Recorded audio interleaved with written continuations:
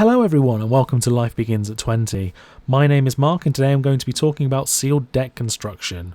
This isn't a definitive how-to guide, but I'm aiming to help a new player have an understanding of what to do when building one, which most commonly will take place at pre-release. There may well be some tips in here for a more experienced player to take away as well.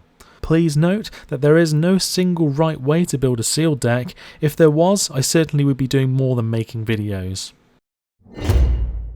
Sealed is a format where a player typically creates a deck from 6 sealed booster packs. If this was at a pre-release, you'd also receive a foil promo card, which would either be rare or mythic from the set. You would open the packs and attempt to make a deck from these, looking to be about 40 cards in total to compete with. The main reasons for having 40 cards and not higher is due to consistency of how it will play. The added benefit of a sealed deck is that your sideboard is the rest of the cards that you've opened, rather than the typical 15 cards in a standard deck. The first step to do when you're opening your packs is to sort them by colour. This allows you to get an overview quickly of which colours have the most variety to choose from. Although this doesn't always qualify, as the most cards in a specific colour will end up being your main choice. More often than not, it's always something really to consider. From here we now narrow the cards down using the bread method. Bread stands for the following: bombs, removal, evasion, abilities, and finally dirt. Bombs are your biggest threats. These help you to win the game if your opponents can't deal with them. Removal is your way of dealing with your opponent's threats. This can either be straight up kill spells, counter spells, or enchantments that tie them down.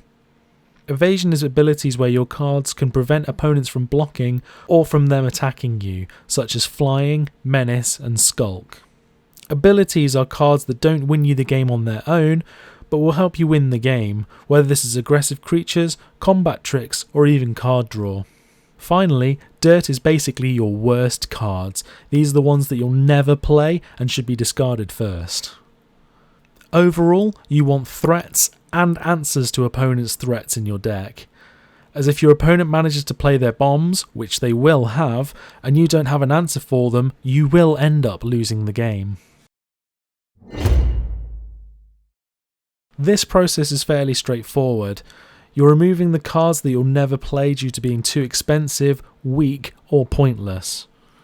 Removing these will help you to focus on what cards matter in your pool to make a better decision as to what to play. We will start with the green cards we have in this pool. Can you tell what the dirt is from this pack?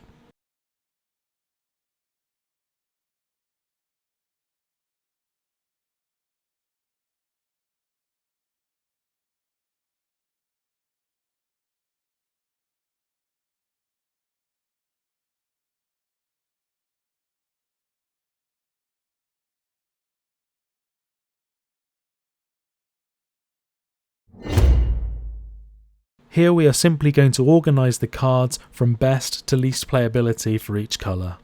There are no easy answers to what these cards are, as each set will be different and it also depends on the cards you end up drawing. Learning to evaluate cards is a lifelong process. Only through studying the cards, playing with them, and talking to other players can we refine this skill. Using the bread method here can help to make informed decisions by prioritising bombs over removal and so on. Here you are choosing a second and sometimes third colour, which will help fill in the weaknesses of your first colour. For example, if your main colour has no flyers, creatures with reach, or ways of dealing with them, then your second colour should compensate for that. How do you decide on which colours to combine? Well, you'll need to look at 2 key areas: your mana curve and the number of creatures. For your mana curve, you don't want to have too many spells that are of high cost, as you'll consistently find that your deck will struggle to perform. This will most likely end up with a player unable to do anything early on and having cards in their hand in the late game, unable to cast them due to being too expensive. A guideline for your mana curve would be the following: 0 to 3 1-drops, 4 to 5 2-drops, 7 3-drops, 6 4-drops, and 4 5+ drops. The more card draw or mana accelerators you have in your deck, the higher the curve can be, so these numbers are only guidelines. It is also very important to have plenty of 2 or 3 drops in your deck, so you don't have to waste your removal on their weaker creatures when you want to be saving it for their bombs. If you're interested in a colour that has no 2-drops and your other has several, then you want to be combining the two. Examining this curve will determine which colours you should play. Sealed pool games tend to last longer than most formats, so your higher drops, which will most likely be your bombs, will be key. The number of creatures you end up playing is greatly determined by the number of playable creatures you have compared to spells. Generally speaking, you want between 14 and 17 creatures. The more aggressive you are, the more creatures you'll need, whereas the more control based you are, the less you have to run. So unless you have plenty of bombs and removal spells, you can't afford to choose colours which don't have enough playable creatures. For a sealed deck of 22 to 23 spells, you will be aiming for 17 to 18 lands for consistency. The ratio of one colour to another will determine the amount of each land type you'll need. What you're looking for from your sealed pool is a 40 card deck with a combination of 2 colours that are 40 cards in size, 22 to 23 spells and 17 to 18 lands, with a good mana curve to perform consistently. If you follow this guide in order, you'll be able to create your own sealed decks. So remember, step 1, sort by colour. Step 2, remove the dirt. Step 3, organise your cards into a logical order, so your bombs, then removal, then evasion, then abilities. Step 4, choosing your deck's colours, so remember to look at your mana curve and your creature count. From the sealed pool I opened, here is the deck I ended up creating. I chose this for a few reasons. I liked the synergy I had with creating energy and +1/+1 counters with both green and white. The energy gained could be utilised by a few creatures in the deck, Servant of the Conduit and Eddy Trailhawk early on, before the main bulk of it with Architect of the Untamed. This creature could help us win the game by creating as many 6/6 beast artifacts as we could. Fabrication module works well with each trigger of energy, giving a +1/+1 counter to power up our creatures, which the Fairgrounds Trumpeter benefits from as well.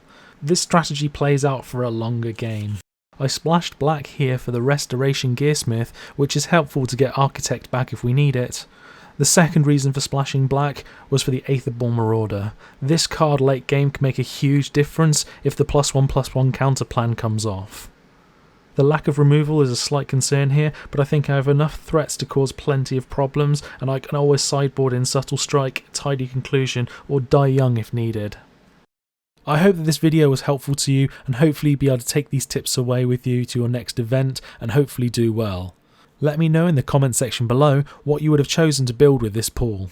If you liked the video, please give it a thumbs up, and if you haven't already subscribed, please think about doing so, as it's really helping the channel to grow. Thank you all for watching, and I'll see you in the next video.